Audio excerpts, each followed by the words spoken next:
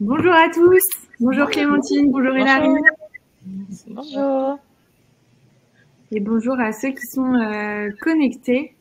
Il y a une trentaine d'inscrits pour ce webinaire. Alors probablement que certains nous regardent en live et d'autres vont nous regarder en replay.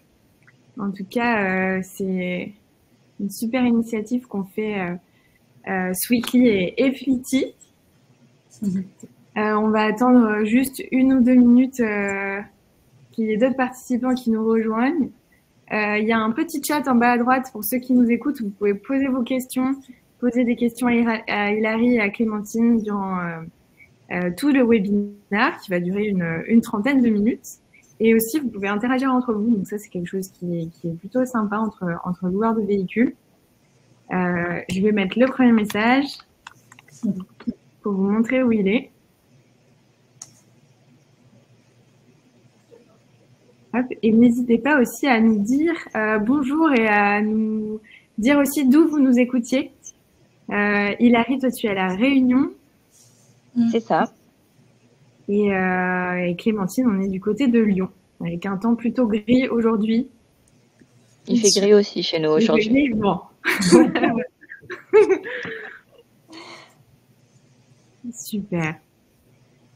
Donc le titre du webinaire, c'était, en tout cas l'idée, c'était de s'adresser à vous, loueurs de véhicules, et vous donner des stratégies, des astuces, des trucs et astuces, des tips d'experts avec les expertes Hilary et Clémentine sur du coup comment maximiser vos réservations, maximiser vos chiffres d'affaires. On va parler d'expérience client, de sécurisation de la flotte, etc.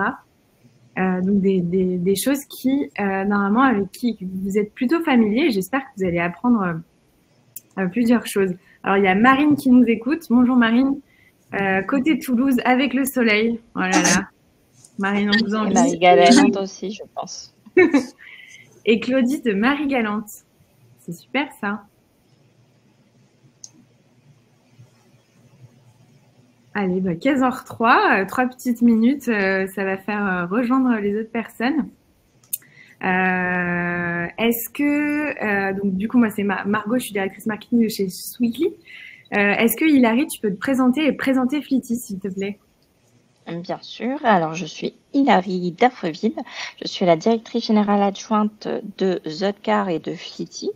Zotcar, c'est notre première société donc de location de voitures entre particuliers à La Réunion, en Martinique et en Guadeloupe. Et on a développé Flitty, notre deuxième marque commerciale, qui est un logiciel de location de biens. Du coup, avec des clients maintenant un petit peu partout dans le monde. Super chouette. Un produit qui marche très bien. C'est quand on a de très bons retours. Clémentine, est-ce que tu peux te présenter Sweetly? Oui, tout à fait. Alors, moi, je suis Clémentine. Je travaille chez Sweetly depuis maintenant 5 ans. Et j'ai en gestion donc, tout le développement commercial sur la partie loueur, donc loueur de véhicules et loueur de matériel.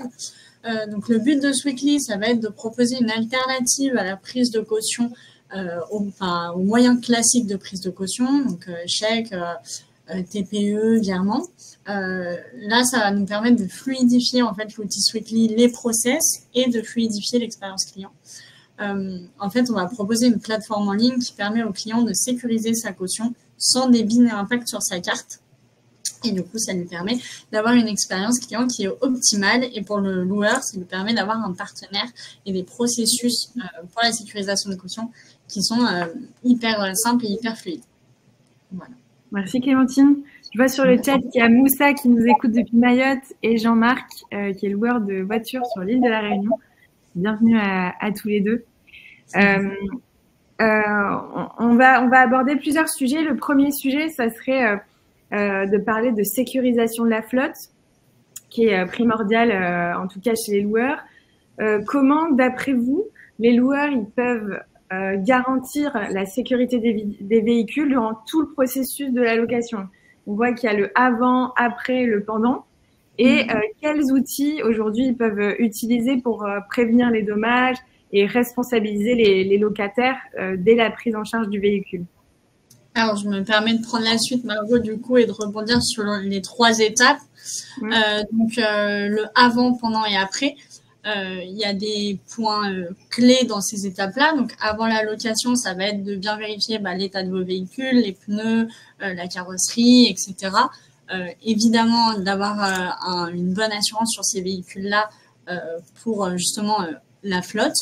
Derrière, pourquoi pas avoir des outils de suivi numérique, donc pour voir l'état du véhicule, son usure, etc. Pendant la location, un point important, et du coup, là où on est bien placé pour en parler, ça va être de prendre une caution, de demander une caution au locataire, tout simplement, parce que ça va influencer son comportement. Avec une caution, il va avoir un comportement qui peut être différent de sans caution. Derrière, lui présenter les bonnes pratiques de conduite avec le véhicule qu'il a en main. Je pense à des véhicules justement luxe ou des véhicules qui ont une forte puissance. Leur expliquer comment bien appréhender ce véhicule-là, et puis que le contrat soit clair pendant la location. Quelles sont leurs responsabilités, quels sont les termes du contrat. Et après la location, le dernier point, ça va être de bien faire un tour du véhicule, un état des lieux par vous, les loueurs, et puis par le client, pour qu'il n'y ait aucun litige et que l'expérience soit bonne jusqu'à la fin. Et puis, du côté du loueur seulement, là, ça va être de bien, encore une fois, maintenir le véhicule post-location. Donc, au niveau de la mécanique, au niveau du véhicule en lui-même. Bien s'assurer de cette sécurité-là. Et Hilary, on parle de flotte, etc. Est-ce que toi, tu as des conseils concernant l'entretien de la flotte, la réglementation, etc. Je rejoins tout à fait ce que Clémentine disait, avec le avant, pendant et après, notamment sur l'entretien des véhicules et aussi de ces équipements. Tout dépend aussi du type de bien qui est mis en location. On a par exemple chez nous plusieurs types de loueurs qui peuvent être les loueurs de vélo, où ils vont quand même remettre un casque à ses locataires, et du coup le casque il doit être contrôlé et vérifié, et aussi on doit avoir un document comme quoi le casque est bien en bon état, parce que en fait si cette vérification là n'est pas faite, ils peuvent avoir des problèmes juridiques, s'il y a un souci, un accident avec les locataires. Ça peut être aussi des loueurs, par exemple sur des poids lourds, où ils ont des entretiens vraiment réglementaires qui doivent être faits tous les ans ou tous les 2 ans. En plus, bien évidemment, des entretiens qu'on connaît tous, comme l'entretien du contrôle technique ou de la révision. Et on a tout ce qui est, on va dire, sécurité. Alors, si on parle de la voiture, on a les roues, on a la batterie aussi. Malheureusement, c'est une pièce d'usure qui peut, on va dire, mourir de temps en temps, et du coup, ça crée des soucis par rapport à l'expérience client. Donc, vraiment, l'entretien avant, donc avec tout ce qui est carnet d'entretien et suivi des entretiens réglementaires de chaque type de bien doit être fait, mais aussi pendant la location, s'il y a un souci avec le locataire, et du coup intervenir pour pouvoir corriger et que le locataire puisse repartir sereinement. Et après, pareil, s'il y a un souci, un sinistre à la fin, remettre le bien en état pour qu'il soit de nouveau louable. Merci Hilary. Est-ce que ceux qui nous écoutent, c'est des choses que vous avez l'habitude de faire, en tout cas régulièrement, ou est-ce que c'est des choses qui peut-être vous pèsent dans votre quotidien, toute cette réglementation, ces processus, etc. J'imagine que ça prend beaucoup de temps. On a vu donc la partie... C'est compliqué aussi. Oui, c'est compliqué. On a vu la partie loueur. Maintenant, concernant la partie client, donc les locataires, on voit qu'aujourd'hui, c'est le secteur de la location des véhicules, mais aussi d'engins motorisés ou de vélos. La relation client, elle a vraiment un rôle crucial pour fidéliser, pour attirer les nouveaux utilisateurs. Il y a une petite stat, c'est que 70% des clients aiment rester fidèles à un service, à une marque qu'ils ont vécue en raison de leur bonne expérience client. Hilary, comment les loueurs de véhicules ils peuvent améliorer leur communication à chaque étape du processus qu'on vient de citer, de la première réservation au fait du coup les fidéliser? Alors, dès la première réservation, ça va être bien évidemment l'expérience de prise de réservation, hein, que ce soit sur un site ou en direct. Le temps d'attente, par exemple, à un comptoir après 10 heures de vol, après 6 heures de vol, c'est un peu pénalisant, le temps qu'on remplit le contrat manuellement, etc. S'il fait chaud, on connaît bien la chaleur à La Réunion, donc s'il fait chaud, une petite bouteille d'eau. C'est peut-être des petits gestes anodins, mais qui peuvent faire la différence auprès des clients. Donc, bien prendre en considération les conditions d'accueil tout d'abord avant le client.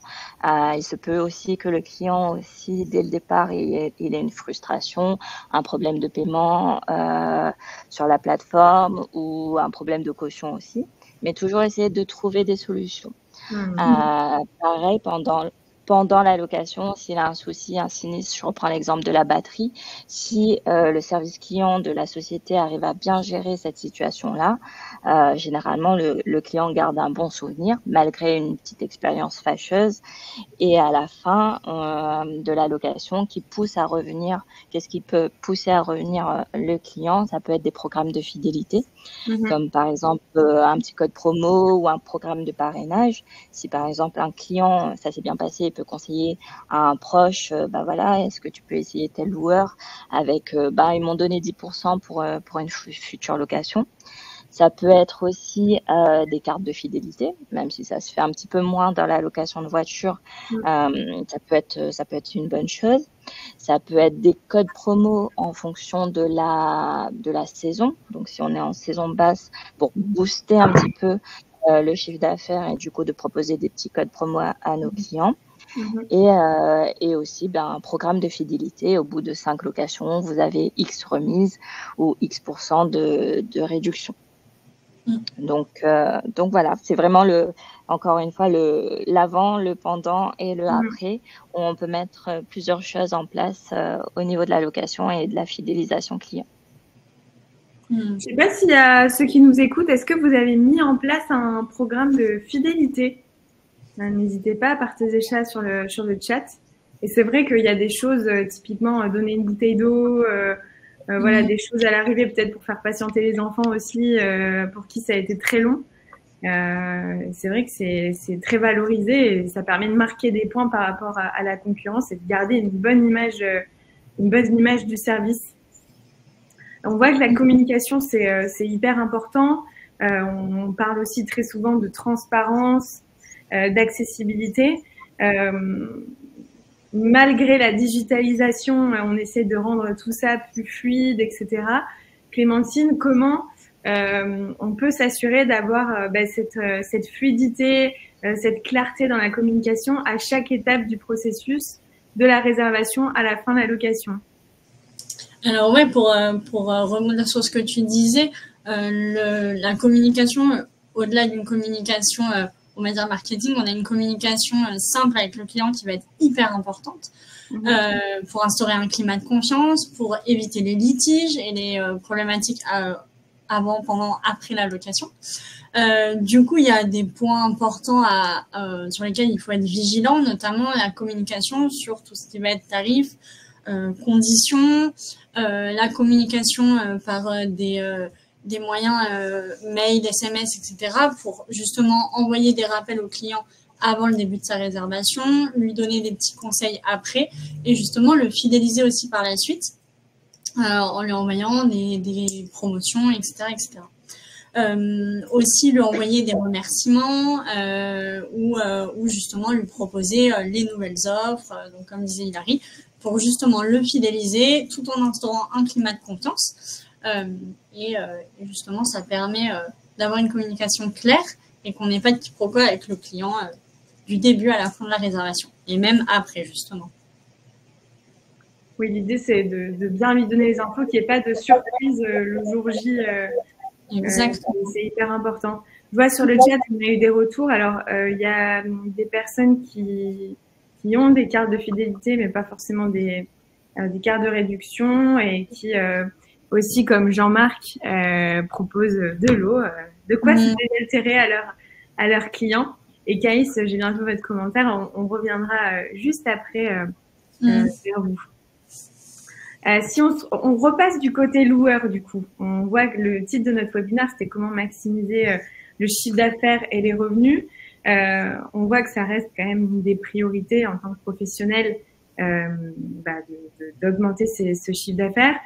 Quelles sont vos meilleures astuces, vos meilleures stratégies pour proposer des options supplémentaires qui vont inciter à la vente additionnelle et qui vont faire de l'upsell au chiffre d'affaires, etc. Et comment on peut les mettre en avant aussi dès la réservation pour faire en sorte que le client maximise son panier moyen tout en négligeant pas non plus l'expérience utilisateur. Clémentine. Du coup, oui, ça va être de proposer une personnalisation de l'offre au client. Donc, c'est lui qui va choisir ces petites options qui lui conviennent. Ça peut aller du fast check-in à des kilométrages supplémentaires, à l'ajout d'un accessoire, un siège auto, n'importe quel accessoire que vous pouvez rajouter dans le véhicule pour justement que le client se personnalise lui-même son offre. Et vous, de votre côté, augmentez le panier moyen, augmentez le chiffre d'affaires, et ça, dès le début de la réservation. Donc, pour ça, on peut s'appuyer sur des ERP comme Fleety qui vont proposer de mettre les options lors de la réservation, donc un siège auto, un fast check-in ou autre.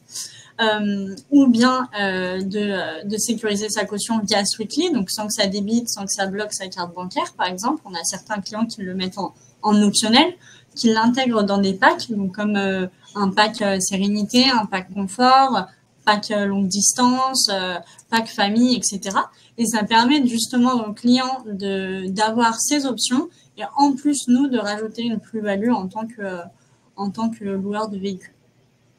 Donc, c'est comme ça Si je rebondis un petit peu sur ce que tu dis, Clémentine, il faut aussi, au niveau, on va dire, humain, même si on sait qu'on a des options, les proposer aux clients par téléphone ou autre, même si sur le site, par exemple, il n'a pas mis une option dès la prise de réservation, lui demander, oui, voilà, est-ce que vous n'êtes pas intéressé par des kilométrages supplémentaires, une petite option pour le siège auto, etc. Et au final, des fois, quand on est face au client, ils se rendent compte que oui, c'était pas mal cette option, et la rajoute au dernier moment de la location. Tout à fait. Et on voit que il y a de plus en plus de compétition sur le marché. Est-ce qu'il y a des moyens qui vont permettre aux loueurs de capter peut-être une clientèle plus spécifique, plus niche que ceux sur qui tout le monde va pour optimiser la marge et est-ce qu'il y a des avantages du coup à aller sur ces business un peu niches, Hilary? Tout dépend, on va dire, du secteur d'activité. Il faut encore être bien placé en fonction de son secteur et des clients qui sont présents dans son secteur. Car si on va proposer, par exemple, de la location de voitures de luxe, mais que on est dans un secteur qui n'est pas du tout adapté, ça ne marchera pas. Par contre, si on propose vraiment, je sais pas, de la location de trottinettes électriques en centre-ville pour se déplacer plus facilement, on peut proposer de la location de voitures sans permis, par exemple, où ça se fait de plus en plus et pas tout le monde a le permis. Aussi la location uniquement de voitures en boîte automatique, par exemple aussi. On a des clients qui n'ont pas le permis, je sais pas comment on dit, mais le permis normal, on va dire boîte manuelle, et qui ont le permis boîte automatique et qui ne peuvent que conduire ce type de véhicule-là. Donc, bien, on va dire, étudier le marché où on se situe avant de proposer, on va dire, un positionnement. Et aussi, il faut être aligné par rapport à tout ça. Est-ce que certains d'entre vous qui nous écoutent se sont justement mis sur des marchés de niche où ils réfléchissent? Ça serait intéressant. Et on a de plus en plus aussi de clients qui se mettent sur des marchés de véhicules électriques.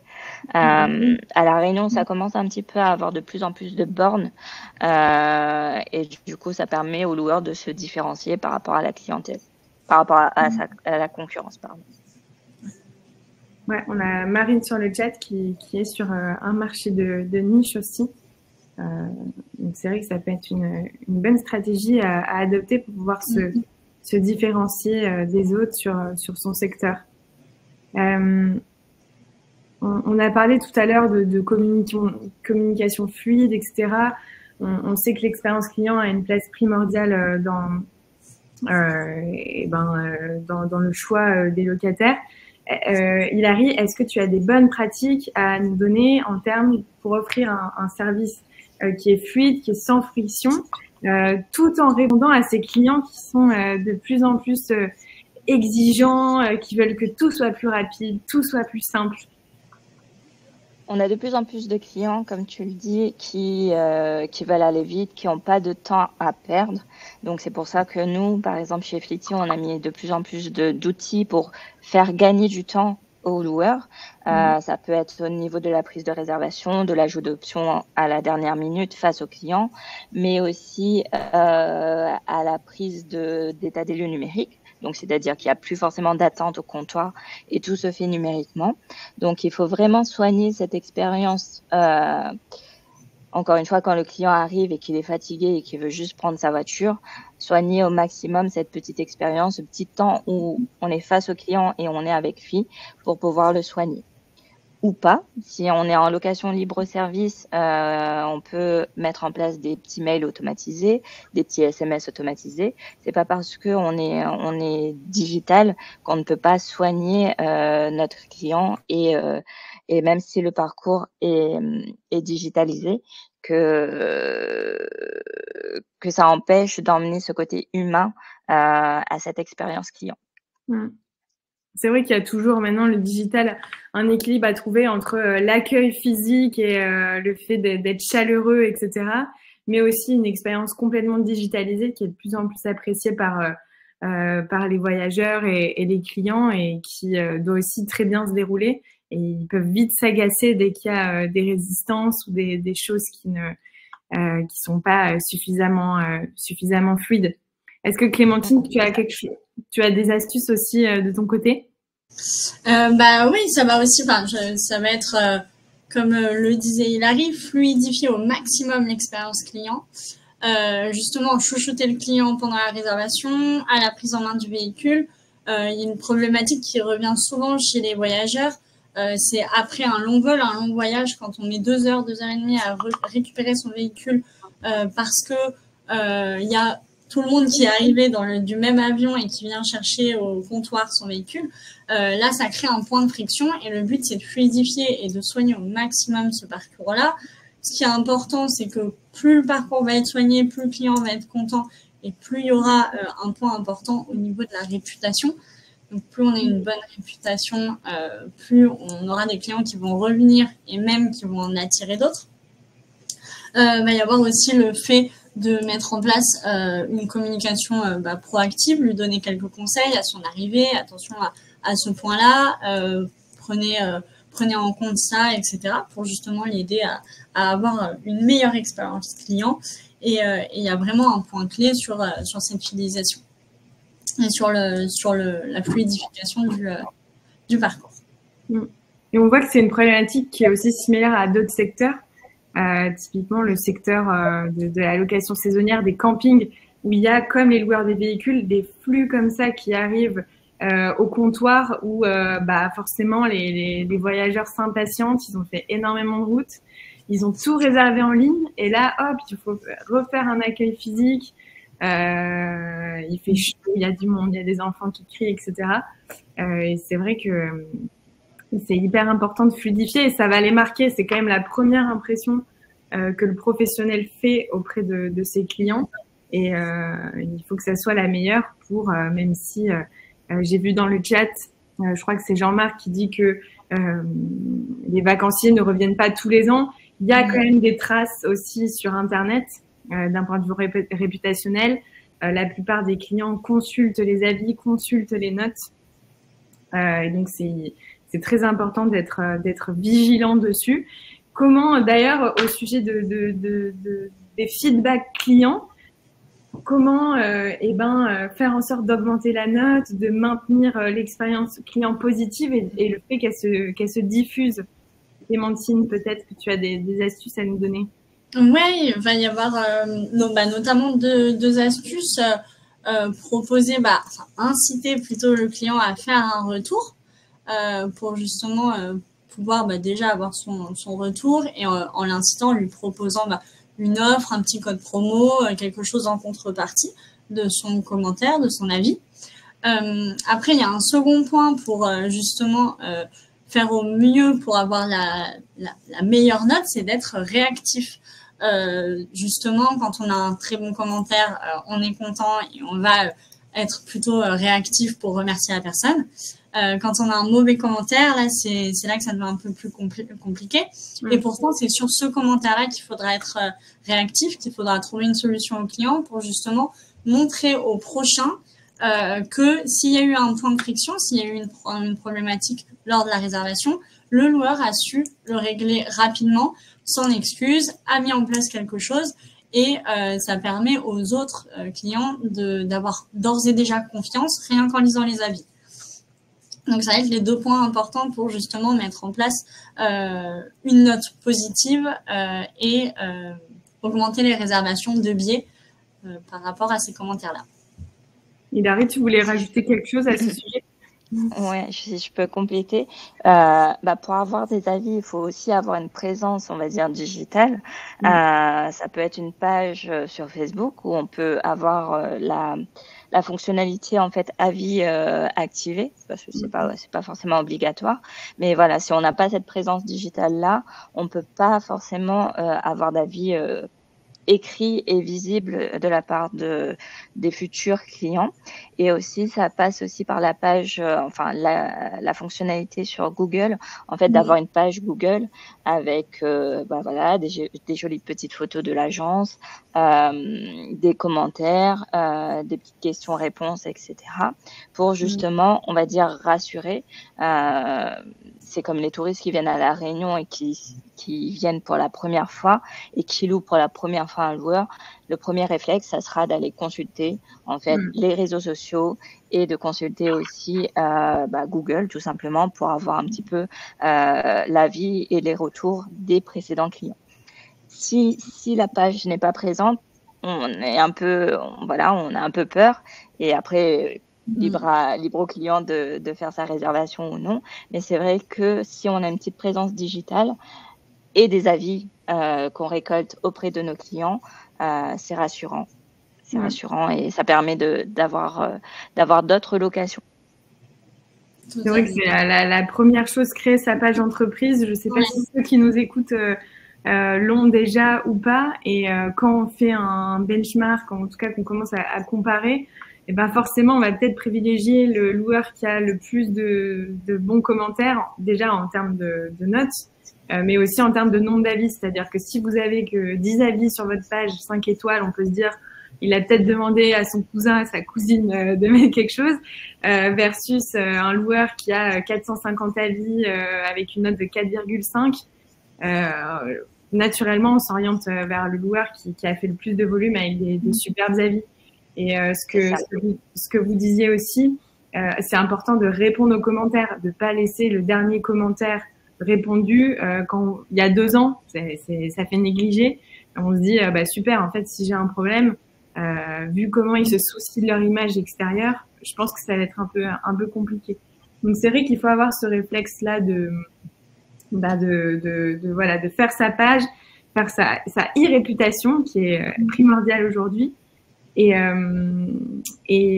alors, je sais pas si tout le monde le fait aussi, de mettre en place le scénario. Donc, c'est du marketing automation. En fait, c'est dès à la fin de la réservation, lancer une séquence email, proposer avec le lien à la personne de mettre un commentaire. Je vois qu'il y a Marine qui a une page Google. Malgré les multitudes de demandes aux clients de remplir un avis, peu le font en réalité. Ça peut être aussi, vous l'avez peut-être vécu dans votre vie de consommateur, de gagner quelque chose, entre guillemets, quand vous mettez un avis. Par exemple, un bon de 5 € pour la prochaine réservation, etc. Si vous laissez un avis, de mettre une petite carotte, entre guillemets, pour favoriser les avis et faire en sorte et ça rejoint un programme de fidélité, en fait. Oui, tout à fait. Tout à fait. Alors, il y a aussi certains qui mettent un QR code par exemple en agence, mais dans l'optique où quelqu'un peut-être est pressé à son avion, etc., c'est peut-être pas ce qui va fonctionner le mieux. Mais un lien dans un mail, ouais, non seulement post-réservation, ça peut être accessible, même après la réservation, au retour à la maison, pour partager l'expérience qu'on a eue. Ouais. Généralement, il ne faut pas attendre trop de temps non plus, parce que plus on attend de temps, si on attend 2 jours après la fin de la location pour envoyer un mail, généralement les clients ne font pas parce que pour eux, la location est déjà terminée et ils n'y pensent plus. Par contre, si on le fait par exemple dans les 30 minutes, 1 heure, juste après la fin de la location, ça peut être plus efficace. Et encore une fois, si vous faites des petites actions qui, la bouteille d'eau, la chose qui a arrangé un client, etc. Et vraiment, aujourd'hui, les voyageurs valorisent un maximum ce genre d'action. Ils vont dire, oh ben tiens, je me suis souvenu qu'ils ont fait ça. Je vais leur mettre un petit commentaire positif pour leur donner un coup de pouce. Il y a de plus en plus de générosité entre guillemets. C'est les avis. Il y a Jean-Marc qui dit que le mieux c'est quand il s'ennuie à l'aéroport. Et c'est vrai aussi. Donc, ça peut être le cas, oui. Donc finalement, pourquoi pas aller vite pour envoyer cet email le plus vite possible à la fin de la réservation pour que quand on consulte ces emails, on puisse donner un avis positif. Est-ce que ceux qui nous écoutent, déjà, vous avez des questions peut-être à poser à Hilary ou à Clémentine, ou est-ce que vous avez aussi des choses à nous partager, des bonnes pratiques que vous voulez partager à d'autres loueurs de véhicules? N'hésitez pas à le faire sur le chat. Hilary, Clémentine, est-ce que vous vouliez rajouter des choses? Déjà, je vois que ça fait déjà 30 minutes qu'on discute. Des points, tout a été clair finalement, comme ce que vous avez expliqué. Oui, après voilà, toujours prendre en compte ces 3 étapes, c'est-à-dire l'avant, le pendant et le après, pour maximiser ces réservations. En fait, ça peut être à tellement de niveaux. Donc aujourd'hui, on a parlé de 5 gros points, on va dire. Mais voilà, l'expérience client, les options à la dernière minute, les avis positifs, etc. Ça peut vraiment faire changer les choses. Oui. Je te rejoins, Hilary, sur soigner chacune de ces 3 étapes avec des petites choses, des petits changements. On y revient, mais que ce soit la bouteille d'eau ou un petit mail de remerciement à la fin de la location, ça peut grandement jouer derrière sur la fidélisation, les avis et donc derrière sur le nombre de réservations, proposer des options et avoir des petites attentions justement, comme tu disais, Hilary, au comptoir pour donner des conseils sur les options à choisir. Ça peut aussi jouer sur le panier moyen et donc augmenter le chiffre d'affaires par défaut. Tout à fait. Peut-être qu'à la fin du webinaire, vous allez avoir envie de retracer le parcours client, de mettre sur papier qu'est-ce qu'on fait avant, qu'est-ce qu'on fait pendant, qu'est-ce qu'on fait après, peut-être pour redessiner tout ça. Je vais mettre les emails donc de Hilary et de Clémentine sur le chat. Ceux qui veulent les recontacter, n'hésitez pas. Si vous avez besoin de conseils ou d'accompagnement, voilà, nous, de notre côté, on est plus sur tout ce qui est gestion de la location, donc tout ce qui est création de réservation dès le départ à la gestion finale et à la gestion du sinistre, ça arrive. Et avec Clémentine, tout ce qui est, on va dire, sécurisation de la location grâce à une caution en ligne et qui ne fait pas peur aux clients. Voilà, tout à fait. Et d'ailleurs, on peut également intervenir, c'est d'ailleurs notre métier d'intervenir si jamais il y a un litige ou un désaccord ou toute autre problématique par rapport à la caution. Ouais, il y a Moussa qui suggère d'avoir un mail automatique qui partira à la fin de la location qui permettra de remercier les clients et aussi de demander un avis. Totalement. De notre côté, c'est une fonctionnalité qui est en cours et qui devrait arriver avant la fin de l'année. Donc, ce serait automatisé directement dans Fleety. C'est ça, exactement. Génial. Donc ça, votre vœu est exaucé. Ouais. Bon, mais c'était un super moment, un super webinaire. On a essayé de condenser un maximum pour pas que ça soit trop long. N'hésitez pas à contacter Hilary et Clémentine si vous avez des questions supplémentaires. On essaiera peut-être de réitérer ce format qui vous permet aussi d'échanger.